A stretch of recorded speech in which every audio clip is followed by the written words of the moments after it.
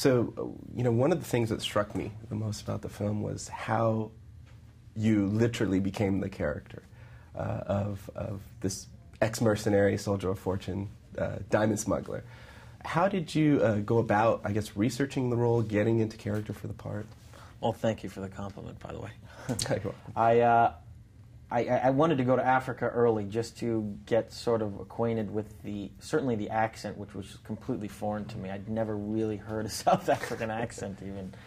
And I definitely wanted to spend time with some of these mercenaries, people that knew about the diamond trade industry, people who knew about the politics, and certainly do some military training with them because, it was a completely alien character to me. And that's why that's the fun of what you get to do as an actor. You get to do this research and get an education along the way, and it shows up on film, which is cool. You've been making some really daring choices with the characters that you've been playing as of late, and they've been paying off for you. I mean, is this a very intentional kind of track for you?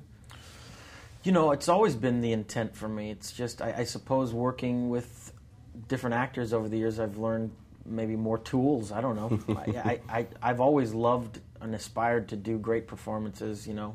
Ever since I started off in the business, I've admired the great actors of my past and said, I'd love to someday do something close to a performance that De Niro or Pacino or James Dean has done in the past. To get somewhere even close to that would be unbelievable. So, what you do is you say, how did these guys do it? Right, right. They did their homework. Now, this is definitely a story that needs to be told, but that few people are aware of. Were you aware of the situation when you came into the project, or did it kind of strike you as a...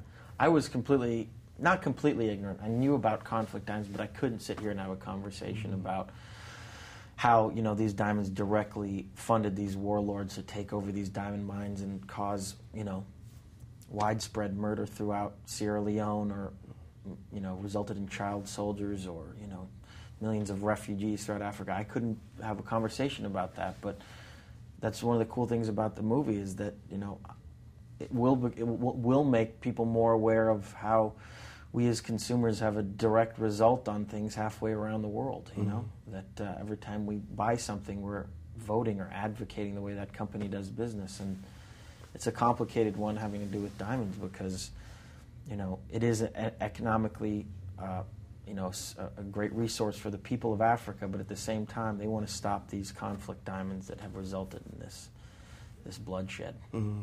Now, talking about getting into really becoming the characters that you play, I've been hearing rumblings of you possibly taking on Teddy Roosevelt in the film. Is that true?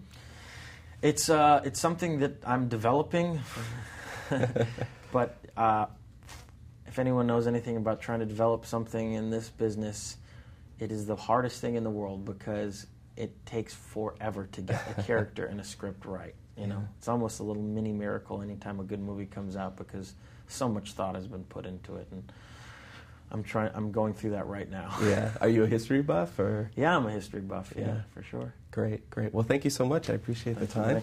Thank you. Take care.